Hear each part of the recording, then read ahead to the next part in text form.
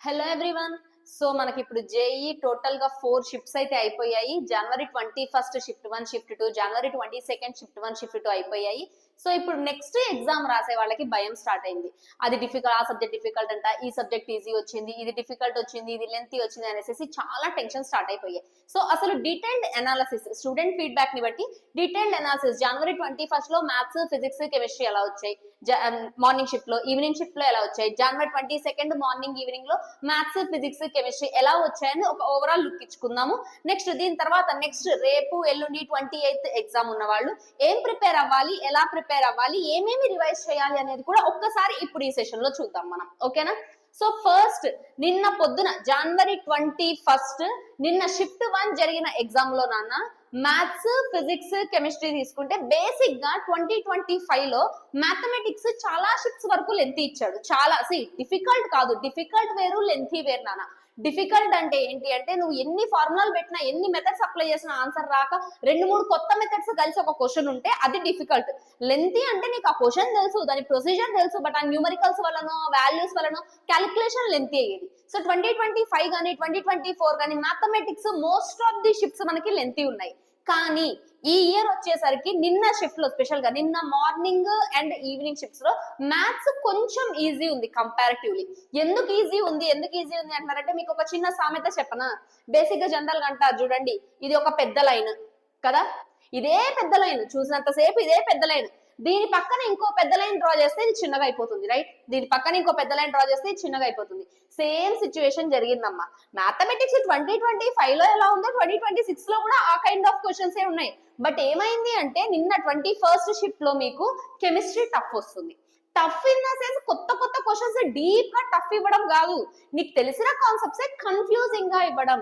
నాన్న ఒకటే రా, జేఈ ఎగ్జామ్, ఈవెన్ ఎన్టీఏ ఆలోచించేదన్నా, mains exam, advance exam purpose ఒకటే, నీకు లాజికల్ థింకింగ్ ఎంత ఉంది అని. నువ్వు సబ్జెక్ట్ ఎంత చదివావు, ఎన్ని ఇయర్స్ జేఈ కోసం ప్రిపేర్ అయ్యావు కాదు, నీకు లాజికల్ థింకింగ్ ఎంత ఉంది అనేసి. సో మనకి మోస్ట్లీ నేను కనుక్కున్న దాన్ని బట్టి కెమిస్ట్రీ క్వశ్చన్స్ ఎలా ఇస్తున్నాడు అంటే స్టేట్మెంట్ బేస్డ్ క్వశ్చన్స్ ఎక్కువ వస్తున్నాయి. అంటే or statement based assertion reasoning కానీ, లేదంటే statement 1 is correct, statement 2 is correct, both 1 and 2 are correct, ఇలాంటి క్వశ్చన్స్ కానీ, 4 ఆప్షన్స్ ఇచ్చి first option is correct, 1 and 3 correct, 2 and 3 correct, ఇలాంటి క్వశ్చన్స్.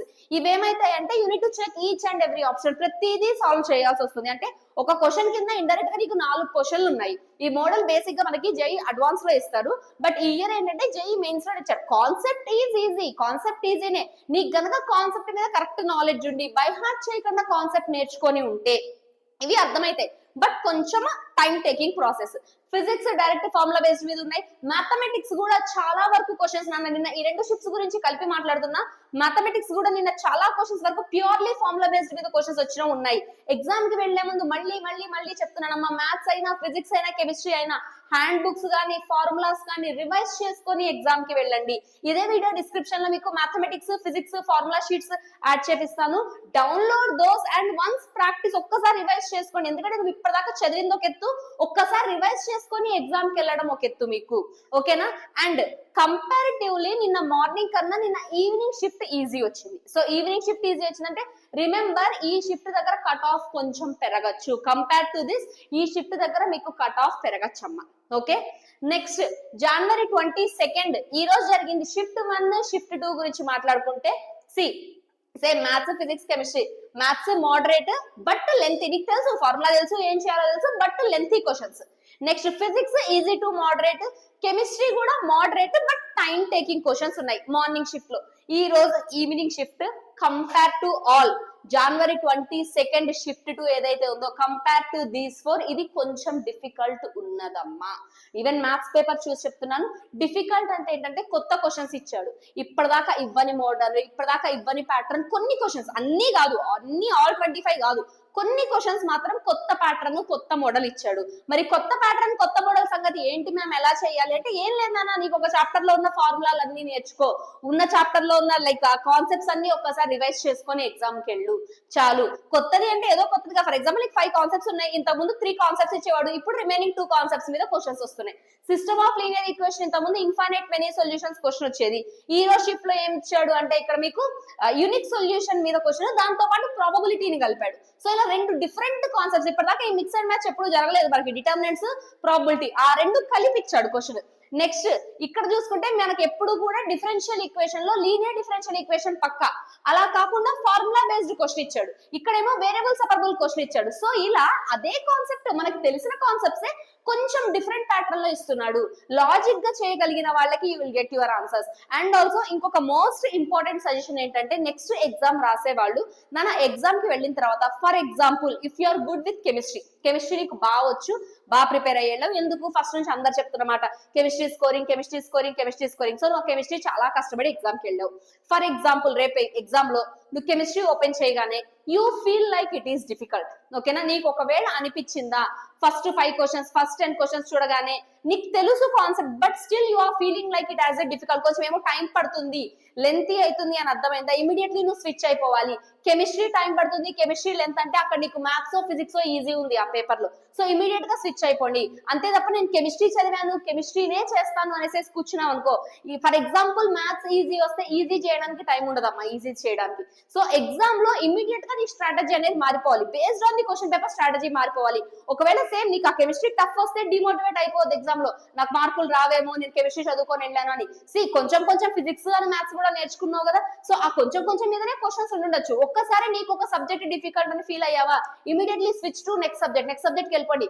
అంతేగాని నేను కెమిస్ట్రీ చేస్తానని కెమిస్ట్రీకి 1.5 hours ఇచ్చి ఇంకొక 1 hour ఫిజిక్స్ కి ఇచ్చి లాస్ట్ హాఫ్ అన్ అవర్ లో మ్యాథ్స్ కి వెళ్ళావు అనుకో, ఇఫ్ మ్యాథ్స్ ఈజీ ఉంటే పరిస్థితి ఏంటి, మనకి 3 hours తర్వాత టైం ఉండదు కదా. సో గుర్తు పెట్టుకోండి, ఎగ్జామ్ రాసే వాళ్ళు ప్రెజెన్స్ ఆఫ్ మైండ్ బాగా పనిచేయాలమ్మా. అక్కడ ఇమీడియట్ గా నీ స్ట్రాటజీ మారిపోవాలి. ఒకటి గుర్తు పెట్టుకోండి అమ్మా, పేపర్ నీకు టఫ్ అంటే అందరికీ టఫే, నీకు ఈజీ అంటే అందరికీ ఈజీనే, ఆ షిఫ్ట్ లో రాసే అందరికీ ఈజీనే, ఆ షిఫ్ట్ లో రాసే అందరికీ టఫే. ఇది గుర్తు పెట్టుకొని స్ట్రాటజీని ఇమీడియట్ గా మారుస్తూ ప్రిపేర్ అవ్వండి, ఓకేనా? అంతే తప్ప నీకు రాలేదు అని డిమోటివేట్ అవ్వద్దు. ఇఫ్ పేపర్ టఫ్ వస్తే ఎగ్జామ్ లో డిమోటివేట్ అవ్వద్దమ్మా. టఫ్ వచ్చింది అంటే దాని మీనింగ్ ఏంటంటే నీకు కట్ ఆఫ్ తగ్గుతుంది, చాలా తగ్గిపోతుంది కట్ ఆఫ్. నువ్వు మినిమం 10 పెట్టమన్నారు, నాకు 10 కూడా రావట్లేదు, నేను ఒక 5 రాళ్ళేస్తానని చేయొద్దు. ఫస్ట్ నువ్వు పర్ఫెక్ట్ గా ఎన్ని క్వశ్చన్స్ చేయగలవు, ఎగ్జాక్ట్ కరెక్ట్ ఆన్సర్ ఎన్నిటికి ఇస్తున్నావు, మ్యాథ్స్ ఫిజిక్స్ కెమిస్ట్రీ అవి చూసుకోండి. వాటి తరువాత ఈచ్ సబ్జెక్ట్ కి ఒక 5 మాత్రం గెస్ క్వశ్చన్స్ పెట్టుకోండి టఫ్ వస్తే. బట్ పేపర్ ఈజీ వచ్చిందో అక్కడ కూడా గెస్ క్వశ్చన్స్ పెట్టద్దమ్మా. ఈజీ వస్తే గుర్తు పెట్టుకోండి, టైం టేకింగ్ ఉంటది, ఫాస్ట్ గా చేయగలగాలి. అండ్ స్పెషల్ గా మ్యాథమెటిక్స్ లో చెప్తున్నా, అన్ని క్వశ్చన్స్ సాల్వ్ చేసి ఆన్సర్ పెట్టే ఉండవు, మిడ్ వేలో ఆన్సర్ వచ్చేసే క్వశ్చన్స్ ఉంటాయి. సో అవి సాల్వ్ చేయండి. రేపు ఎగ్జామ్ కి వెళ్లే వాళ్ళు, ఎల్లుండి ఎగ్జామ్ కి వెళ్లే వాళ్ళు ఫార్ములాస్ బాగా రివైజ్ చేయండి అమ్మా. ఇప్పటిదాకా మీరు చదివింది ఏదో అది మాత్రమే ప్రాపర్ గా ప్రాక్టీస్ చేసుకొని వెళ్ళండి. మళ్ళీ ఒక్కసారి రివైజ్ చేయండి, స్టిల్ యూఆర్ హ్యావింగ్ టైం, ఒక్కసారి ప్రాపర్ గా రివైజ్ చేసుకొని వెళ్ళండి.